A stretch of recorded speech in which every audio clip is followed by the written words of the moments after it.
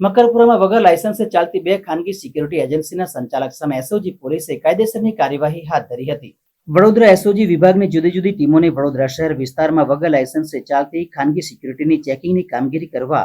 ઉપરી અધિકારી દ્વારા જરૂરી માર્ગદર્શન આપવામાં આવ્યું હોય,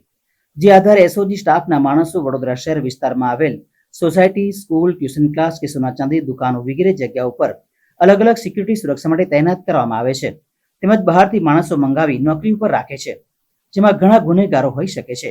જે સિક્યુરિટી ગાર્ડનું પોલીસ વેરિફિકેશન, તાલીમ, રજિસ્ટર બધા નિયમોનું પાલન અનિવાર્ય હોય છે. તેમજ વડોદરા શહેરના સોના ચાંદીની દુકાનો, છેવાડાના કોઓપરેટિવ બિલ્ડિંગ, સોસાયટી તથા હોસ્ટેલ, રેસ્ટોરન્ટમાં કાર્યરત પ્રાઇવેટ સિક્યુરિટી એજન્સીના લાયસન્સ તેમજ એજન્સીમાં રાખેલ સિક્યુરિટી ગાર્ડની તમામ માહિતી બાબતે એસઓજી દ્વારા સઘન ચેકિંગ હાથ ધરવામાં આવ્યું હતું.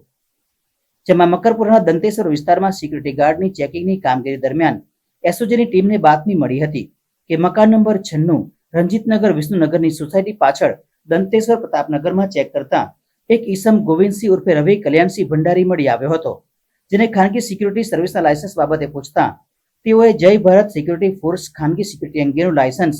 સને 2022 બાદ રિન્યુ કરેલ ન હોય અને સિક્યુરિટી એજન્સીમાં 3 સિક્યુરિટી ગાર્ડને વાઘોડિયા રોડ વિસ્તારમાં નોકરી પર રાખી છેલ્લા 12 વર્ષથી ખાનગી સિક્યુરિટીનો વ્યવસાયિક પોતાના ઘરથી સંચાલન કરે છે.